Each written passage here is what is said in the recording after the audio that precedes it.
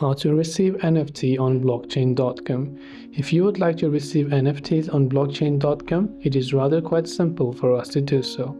Now all you have to do to receive NFT is first of all open up blockchain.com app and then make sure you log into your wallet or your account. After you make sure of that, you will see this type of interface. From the bottom of the menu, you'll find an option that says NFTs, so tap on the NFT section right here. Now by the way, if you want to buy NFT, you can tap the buy button, but we're trying to receive it, so just tap on the option that says receive.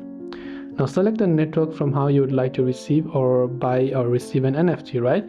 So let's say I select the Bitcoin network. Here this will be my receiving address for my NFT.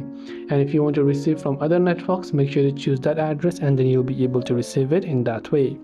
This way you can receive NFT on blockchain.com. I hope that this video helped you out.